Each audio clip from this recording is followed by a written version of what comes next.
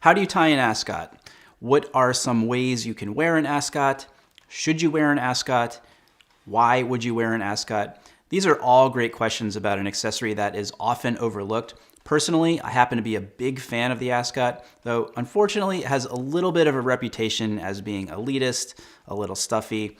I think the first image that comes to people's minds when they think about an ascot is Thurston Howell III from Gilligan's Island, the millionaire. Of course, the millionaire wears an ascot, but that's really a caricature of the person who we think would wear an ascot. Originally though, and somewhat ironically, since we tend to think of ascots nowadays as being very, very dressy, an ascot actually was meant to be a less formal alternative to a necktie.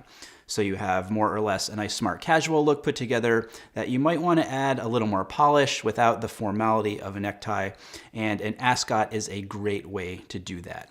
Ascots were definitely more popular back in the day, like in the 30s, 40s, and 50s. People like Fred Astaire and Cary Grant wore them. I always love seeing pictures of these guys wearing ascots because they're usually in some sort of more casual outfit, like I said, but the addition of the ascot really just takes that simple casual look up a few notches and gives it a hint of elegance that it wouldn't necessarily otherwise have. So yeah, ascots definitely more popular years and years and years ago, but there's no reason why we still can't wear them today. So in this video, I'm going to do a few things. I'm going to show you how to tie an ascot. Actually, I'm going to show you 3 different ways to tie an ascot. I'll talk about the pros and cons and benefits of each way of tying it. We'll go over a few do's and don'ts, and then I'm going to put together a few looks to show you how to wear an ascot and some different ways you can style it in a more contemporary way without looking like you're putting on a costume. So let's jump right in now and go over the 3 different ways to tie an ascot. The first way I'm going to show you here is called the traditional knot. It's the traditional way that an ascot is tied. We're going to start by having one side of the ascot being 3 to 5 inches longer than the other side. Then we're going to take the longer end and cross it over the shorter end, making it pretty tight and close to your neck. Then we're going to bring that longer end underneath and around, and then up and over. Then you can adjust the width and stick it inside of your shirt. This is a great way to tie an ascot. It makes a fairly stable knot, meaning that it's going to hold pretty decently and keep your ascot in place, and that it's less likely to loosen up and fall down throughout the day. Next up, we have the single knot, which is the easiest way to tie an ascot. We're going to start with both ends being equal in length. Then we're going to cross one end over and bring it up and through. Adjust the width and then tuck it into your shirt. Although this is definitely the easiest way to tie an ascot, I don't recommend tying it this way. First of all, it's not a very tight knot, so it will come undone really easily and it won't stay where you want it to throughout the day.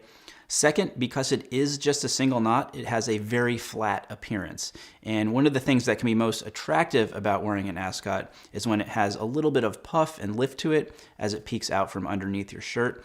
You're not going to get that here, even if you do kind of fluff it up a little bit. Because it's a loose knot, it's not going to hold its shape. So easy to tie, but not recommended. The third way I'm going to show you how to tie an ascot is called the 4-in-hand. It's the same 4-in-hand knot that you'd use to tie a tie. So we're going to start with one end again, 3 to 5 inches longer. Cross the longer end over.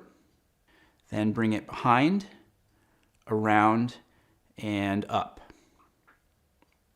Now, just like you're tying a tie, you're going to bring that end through the knot and then tighten it up a little bit. Now you can adjust the knot to as tight as you want it around your neck. And now you can see that the front end is much shorter than the other end. If you're tying a tie, this is not what you want, but this is exactly what we want for tying an ascot. So what you're going to do is to take the longer end and bring it up and over, adjust the width to how you want it, and then tuck it into your shirt.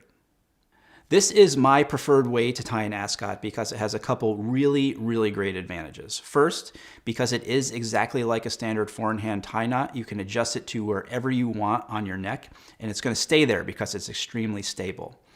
Second, because you have the larger knot underneath, when you bring the wider end up and over, it's going to have a lot more volume as a result, which is something that in terms of wearing an ascot is desirable and more attractive. Now let's talk about some do's and don'ts of wearing an ascot. We're going to start with buttoning your shirt, specifically how many buttons should you button or unbutton. So when you're wearing an ascot, you should always have that top button unbuttoned. If you button the top button, it kind of defeats the purpose because you're completely covering up and hiding the ascot. You can have either just the top button unbuttoned. This to me is a more dressy approach. I think it looks really sharp this way. Or if you want to show a little bit more of the ascot and maybe have it feel just slightly more relaxed, you can go ahead and unbutton that second button as well. Neither of these ways is more correct than the other, just kind of comes down to personal preference and the look that you're going for. However, do not unbutton more than 2 buttons. It just looks sloppy and doesn't look right. Now, where should you position the ascot on your neck? You actually have 2 choices here. You can go completely underneath the collar so you don't see any of the ascot around your neck, or you can wear it a little bit higher so you can see the ascot peeking out a little bit all the way around the collar. Again, no right or wrong here, completely comes down to personal preference. When you're thinking about wearing an ascot, in terms of styling, you should think about it exactly the same way that you would a necktie or a pocket square. In other words, the ascot you choose should complement the rest of your outfit. It should be that element that pulls everything together and makes the entire outfit super cohesive. To illustrate that and to give you some ideas on how to wear an ascot, I put together 5 different outfits. Let's take a look. First up here is just something very simple, very classic. Fans of the channel will recall seeing basically the same exact look in last week's business casual outfit video. You can check that out if you haven't seen it yet with the link right up there. I did say that I wear this basic look a lot, and I wasn't kidding. The difference here, of course, is the ascot, which takes it from a simple business casual outfit into something more elevated. Speaking of the ascot, this is a classic navy polka dot silk ascot from Bud Shirt Makers in London. Super easy to style. Remember, the ascot should pull the entire outfit together, and you can see that it's bringing in the blues from the window pane of the jacket, which is by Reese, and that it really provides a much needed balance to the navy trousers, which are by Pini Parma. A few more details to mention here. Pocket square by Michael Andrews, adding in a little bit of contrast. Watch, the Cartier Tank Americaine. And then anchored by my favorite Johnston & Murphy tassel loafers. Here we have, again, another example of the ascot's ability to add a touch of elegance to a very classic look. Take the ascot away and you've got a great business casual or sharp casual outfit, but if you're feeling like you want to elevate it slightly, give it a little bit more of a sophisticated feel, but you don't want to go with a tie, an ascot is a great substitute. Don't get me wrong, this would look great with a navy grenadine tie, but a tie is almost sort of predictable in a way. An ascot, on the other hand, completely unexpected and maybe even a bit more stylish. This look is classic, but also a little sporty. We have the brown Glen plaid jacket paired with the denim shirt, both from the HSS Michael Andrews collection, and then simple pair of navy trousers by Pini Parma. Accessories, ascot is by Brooks Brothers. HSS Michael Andrews pocket square. On my wrist, the super classy JLC Reverso. And then finished off with the Johnston & Murphy tassel loafers. Third look here is, again, super classic, more on the preppy end of the spectrum, and definitely the dressiest look of the 5 I'm showing you.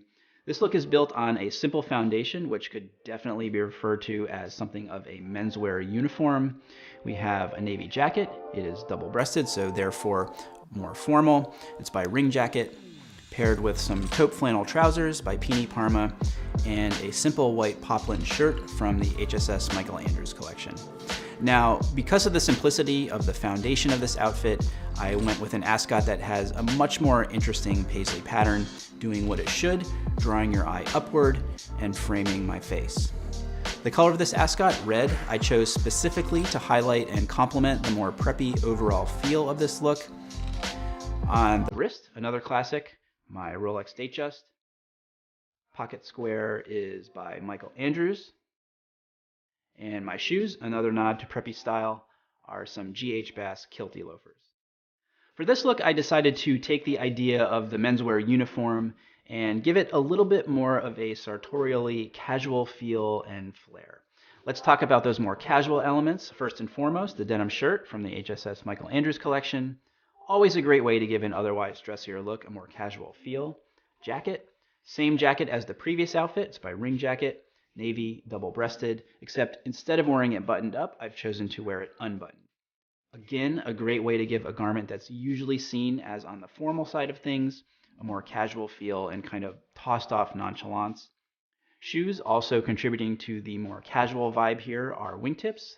They're the McAllisters by Alan Edmonds. And then we have the Ascot by Brooks Brothers.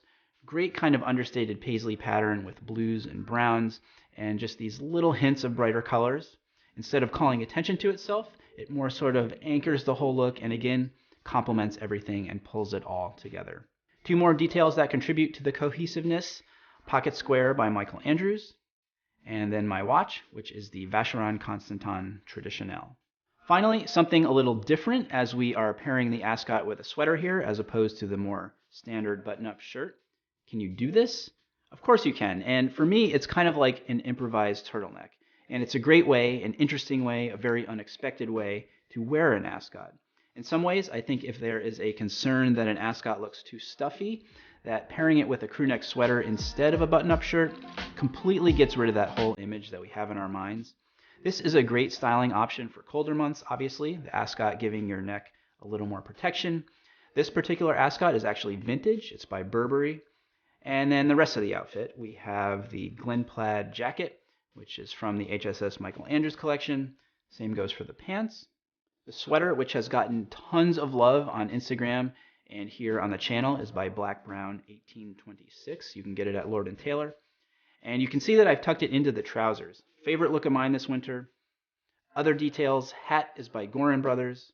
Glasses are by Cubits. Watch, once again, the Vacheron Constantin Traditionnel. And then doing some wingtip dress boots here in a great chocolate color. These are the Dalton by Alan Edmonds. Big video here, and I hope it answered all your questions on how to tie an ascot and how to wear an ascot. But if you still do have questions, leave those down below in the comments. I try to get back to every comment that you guys leave. Outfits, which did you like? Which didn't you like? You can also let me know that in the comments. Thumbs up if you learned something from this video. Don't forget to subscribe and hit that bell so you are the first to know when we publish new videos. That's all for now. Until next time, thanks for watching, everyone, and stay tailored.